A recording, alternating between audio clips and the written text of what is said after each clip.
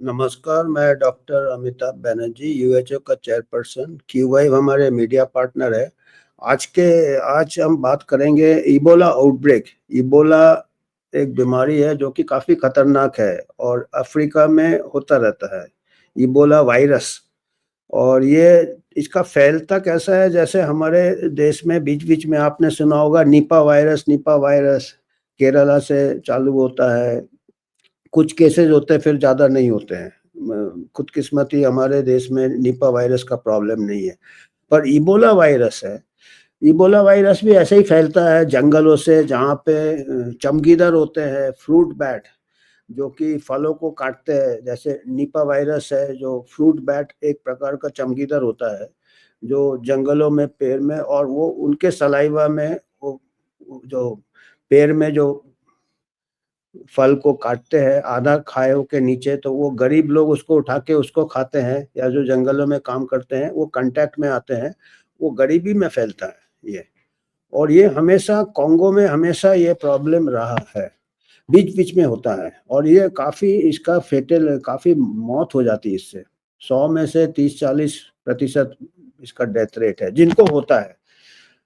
Person to person ज़्यादा फैलता है कहाँ, कैसे, हेल्थ वर्कर के बीच में फैलता है। तो अभी जो रिसेंट आउटब्रेक है उसके बारे में हम बात करेंगे, फिर थोड़ा-सा आपको टिप्पणी करेंगे। न्यू आउटब्रेक जो चालू हुआ है, आउटब्रेक है, लिमिटेड एरिया में है, हम उसको आउटब्रेक कहते हैं।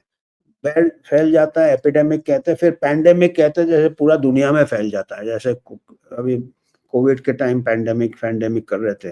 पर एक चीज़ है कि जो ज़्यादा जिससे डेथ होता है, जो घातक होता है, वो फैलता नहीं है ज़्यादा। जहाँ होता है वहाँ पे थोड़ा असर होता है।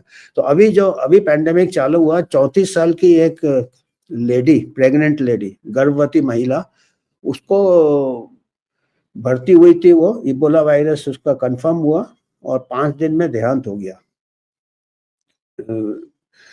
अगस्त 20 को एडमिशन हुआ था, और ये कहाँ पे हुआ? कांगो में हुआ, democratic Republic of Congo, DRC Congo, और कसाई प्रोविंस में। और ये सबसे सीवियर स्ट्रेन, इसके भी अलग-अलग स्ट्रेन है, ये ज़ेरे स्ट्रेन है, इससे हुआ।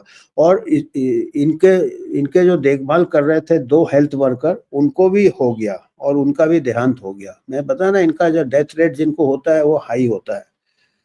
और 17 सितंबर तक 81 केसेस हो गए, 80 के ऊपर केस हो गए और 28 डेथ हो गए, और उनमें से 4 हेल्थ वर्कर हैं। तो इनका है ना मृत्यु दर थोड़ा ज़्यादा है, आप देख रहेंगे 80 में से 28 हो गए हैं, मतलब काफ़ी मृत्यु दर है, 30% है। और इसी एरिया में, कांगो में 15 बार ऐसे आउटब्रेक हो चुके हैं। लार्जेस्ट आउटब्रेक कब हुआ था? 2019 को हुआ था, 2019 को हुआ था, और सबसे रिसेंट 2022 को हुआ था। और एनिमल से आया है, ये साबित हो गया कि ये नया आउटब्रेक है, ये बैट से ही आया है ये। और ये स्प्रेड, जैसे मैंने बताया कि फर्स्ट इसका इतिहास थोड़ा बता देता हूँ। 1976 में इसको सबसे पहले आइडेंटिफाई किया था, इबोला वायरस को। विलेज का नाम था इबोला रिवर का नाम था उसके पास, इसीलिए इसका इबोला वायरस नाम हो गया है। और ये चमगीदड़ से होता है, जैसे फ्रूट बैट, और दूसरे भी छोटे-छोटे जानवर में फैल सकता है। ह्यूमन्स को कैसे होता? इंसानों को कैसे होता है? जब ये कांटेक्ट में आते हैं, ये फ्रूट बैट के कांटेक्ट में, और बहुत गरीबी है, ये कांगो है ना, बहुत गरीबी है, ये जंगल से हंट करते हैं, इनका मीट भी कई बार खा लेते हैं, तो ये गरीबी के लिए ये बार-बार यहाँ पे ये होता है। और बैट्स, चिंपैंजी, एंटीलोप्स और पोर्क्यूपाइन छोटे-छोटे जानवर के कांटेक्ट में आ जाते हैं। और ये क्या, ब्लड से डायरेक्ट कांटेक्ट ब्लड से होना है या बॉडी के दूसरे फ्लूइड से, तरल पदार्थ या बॉडी के दूसरे सिक्रीशंस है, या सीमेन है, या टीयर्स है, या ब्लड है, इससे होते हैं। और 2 से 21 दिन बाद सिम्पटम्स चालू होता है। और तो इसका वही है, फीवर होता है, हाई फीवर होता है, कमजोरी आएगा, बॉडी एक होगा, हेडेक, सोर थ्रोट, वॉमिटिंग, दस्त हो सकता है, पेन, फिर ब्लीडिंग और शॉक में चले जाता है। डेथ क्या होता है, जैसे डेंगू हेमोरेजिक फीवर होता है, ये काफ़ी ब्लीडिंग चालू हो सकता है, प्लेटलेट्स वगैरह कम हो सकते हैं, और इसका 50 से 90% मृत्यु दर है। तो ये है घातक, और इसका हेल्थ केयर वगैरह भी कमजोर है ये कॉन्गो वगैरह में। तो ये सब वजह है, और फैमिली के अंदर स्प्रेड हो सकता है अगर बहुत इंटीमेट कांटेक्ट हो तो, और हेल्थ वर्कर को तो प्रिकॉशंस लेने चाहिए।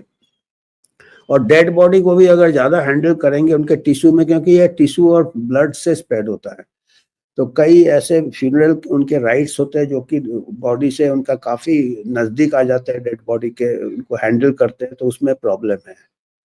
और ये सबसे बड़ा जो महामारी हुआ था इस एरिया में 2014 को हुआ था, 800 हेल्थ वर्कर को हुआ था, और 800 में से करीब 30-35% मारे गए थे और 2013 में, और बाकी 28,000 लोगों में से 11,000 लोग मर गए थे। ये सिएरा लोना में हुआ था 2013 को, लार्जेस्ट इबोला आउटब्रेक 2013 को हुआ था, और देखिए 28,000 लोगों को हो गया था 2014 को।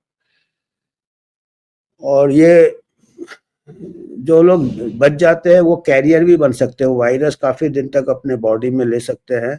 और ये क्यों इतना फैल गया था, क्योंकि ये डिटेक्शन देर से हुआ था, ये डिटेक्शन देर से हुआ था, और इंटरनेशनल रिस्पांस भी कमजोर था, और र्यूमर और distrust of authorities and traditional funeral practices. इन लोग क्या है, डेड बॉडी के साथ भी कई ऐसे प्रैक्टिसेस है जिसमें कि फैलने का चांसेस है।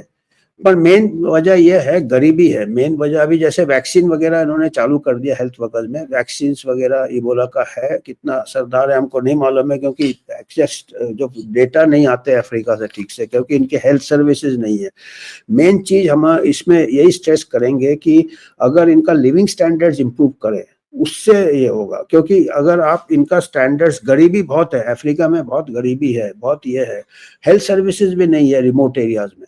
तो क्या होता है, ये जो 28,000 केसेस और 11,000 डेथ हुए थे 2013 में, ये गरीबी सीरा लोना वगैरह जो जगह है जहाँ पे हुए थे, ये बहुत ही डिस्टर्ब गरीबी है, ये है।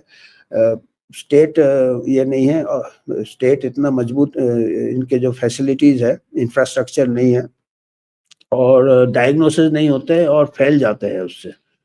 तो काफी ये मेन इसका ये है। अभी ये क्या है कि निजक से अभी वैक्सीन वगैरह बार बार भेजते हैं, इसका एक बना रहता है, एक प्रकार से इसका मार्केट बना रहता है वैक्सीन का, और एंटीवायरल ड्रग्स भी शायद इसमें, जो हमारे कोविड में रेमडेसिविर यूज किए हैं वो शायद इबोला के लिए शायद बनाया था, ऐसे बताने को आता है।